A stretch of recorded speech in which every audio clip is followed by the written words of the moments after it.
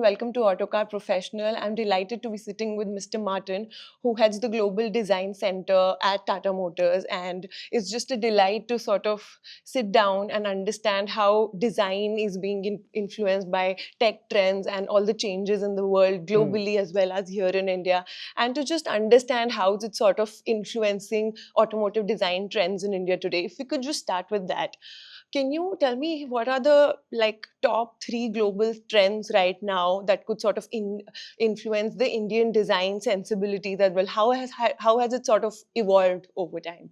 Well, the first thing is design is this kind of very unique profession in the sense that it takes its influences. It obviously has to look beautiful and attractive, but at the same time, it's taking its influence from technology developments. Yeah. So you can see that with the Altroz facelift that we've just launched. It has to be a far more high-tech product. It has to be more of a consumer product. Yeah. Whether it's fit and finish, materials, technology, LED lamps, more screens, more touch screens, more illumination, even materials, soft materials like fabrics and so forth. So that's one trend. So is technology in general. The second thing is just communicating an aspirational product. Everybody now aspires to communicating, whether it's the clothes they wear. I always use sneakers as a terrific example of a product which isn't, fundamentally a luxury item, but can be in a certain way. And it's quite sophisticated in terms of the branding, the materials, the designs that are being offered in what would used to be a fairly run-of-the-mill product. So even a product like a hatchback, like the Altroz, traditionally this would have been budget orientated, driven by practicality, functionality. Those elements are still there, but all of a sudden we've added this whole layer of aspiration, sophistication, whether it's through the design itself, through the materials, but also the technology. So consumers in general are far more literate and sophisticated than they were 20 years ago. If you look at this typology of vehicle, and you could apply that to any product design. Look at our telephones. Everybody has an Apple or a LG phone in their pockets, and will not settle for some sort of cheap alternative. It's almost become hygiene. And the third aspect is just consumer behavior.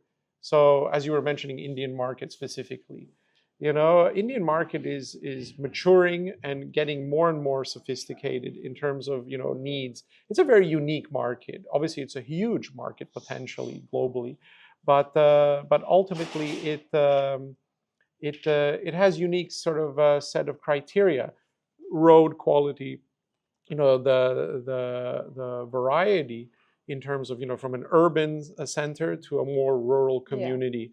Then you have population.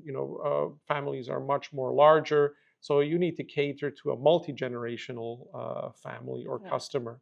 So even if you target a specific demographic or age group, usually that comes with a sort of peripheral family or community or group of friends.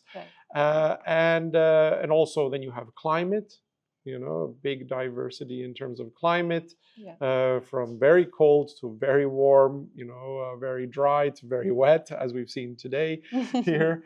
And also, in terms of just needs, of course, you like to say it's for a young, very trendy customer, but why cannot it aspire to an elderly customer, but also meet their requirements in terms of ingress, egress? So the doors opening 90 degrees, a woman getting into the vehicle with a sari.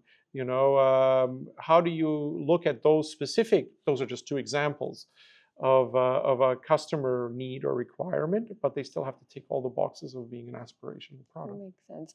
We've seen in the Indian market SUV, rather compact SUVs, like a preferred body style, whereas this is like a premium hatch segment, and you're sort of trying to rejig the segment and of get excitement there. So how do the design sensibilities differ there, and what do you have to keep in mind, because this is something of what mass market is sort of preferring at this point, which is the SUV body style. So how do you what do you keep in mind when you're designing for that? Yeah, I mean, obviously this is a facelift, so the Altroz has already been in the market. So we're looking at how to improve the sales, how to optimize it, and look at essentially, do customer clinics, get feedback, identify the areas what people like, but also areas we think we could improve. And we feel that with the facelift that we've addressed many of those concerns, perceived quality. Again, make it even more aspirational.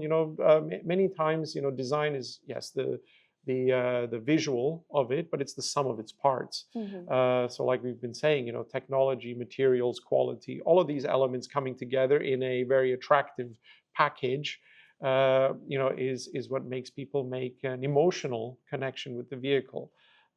Design is the humanistic, dialogue or conversation that people have with a product. And they identify themselves in the product. And at the same time, they when they see it, they go, I would like to have that product. Now, for the first connection has to be emotional. You want to engage with that product. I would like to own it, or I would like to use it. Then you rationalize it in your head. Can I afford it? Can I, does it fit my, whatever my criteria is? Yeah. But the first connection is always emotional. Yeah.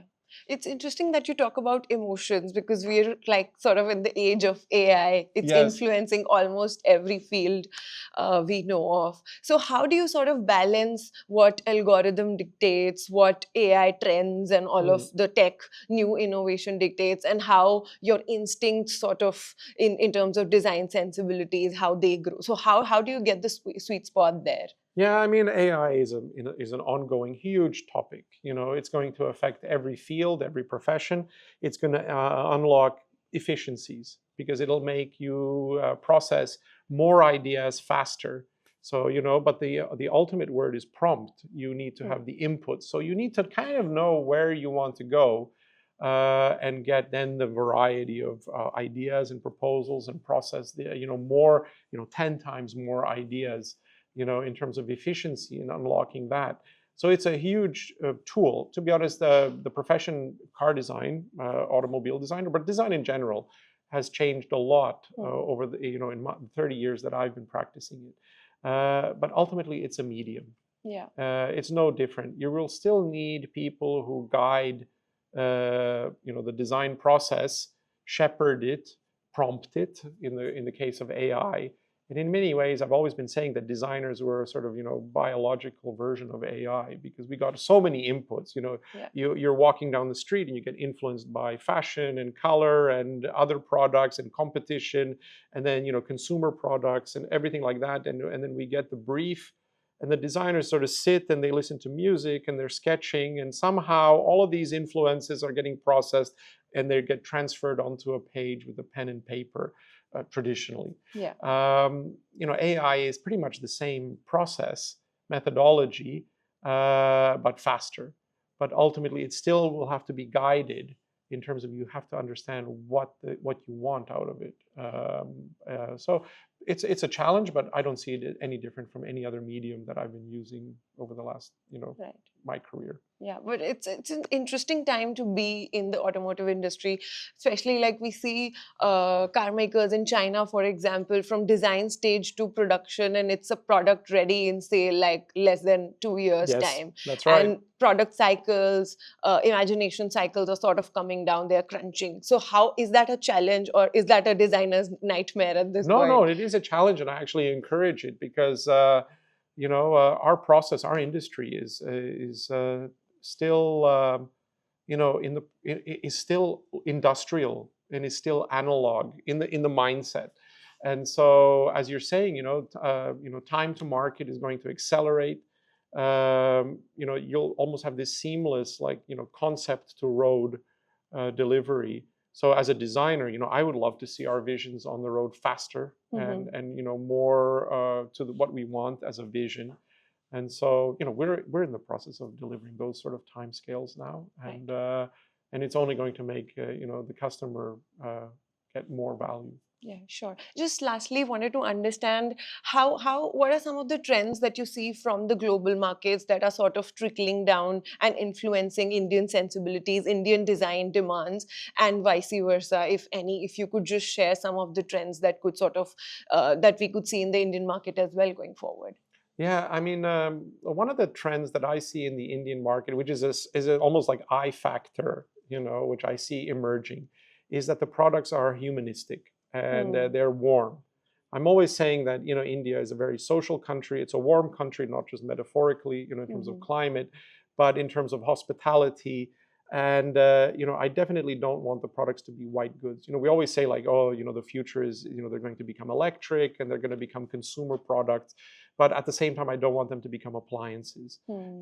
The automobile has a unique role in society that it's a very strong avatar. And most successful brands, whether it's a watch, whether it's a shoe, whether it's a service, have an identity, Mhm. and they're not just cold and clinical. So the challenge for our designers is to come up with products that are aspirational, modern, but at the same time don't just look like white goods. I don't want to design Hmm. a Hmm. dishwasher. Hmm. Yeah. How do you address that? Um, our portfolio is actually a set of nameplates. So today we're talking in the case of Altroz. So this is the first facelift of the Altroz, but the Altroz is getting is growing in identity. Hmm. It has a special place in the market. It has a special role in our portfolio and in our family, and it has a certain DNA, visually. And I don't want that to be an anchor. But at the same time, whether it's a Tiago, Nexon, Safari, it doesn't matter. All of these nameplates have a character and an identity. And so what we have to do is design them in a way that you can identify an Altroz without seeing the T logo and without seeing the word mark Altroz, on the vehicle. You Yeah. should be able to immediately identify Distinct. that is an Altroz, Yeah. and people already know and associate themselves with that thing. So Identity. but it has to be always modern. It always has to Hmm. challenge the status quo. Don't regurgitate the same Hmm. thing. So Hmm. that's always the challenge for a designer: is move the ball forward, but at the same time make it recognizable, and you take the customer on that journey with them. Wow, on that very positive note, and I know it's like very interesting times for people like you. So it's thank you so much for your time and just explaining the nitty gritties of the design world. It's always very interesting to catch up with you. Thank you. Thank you. Thank you.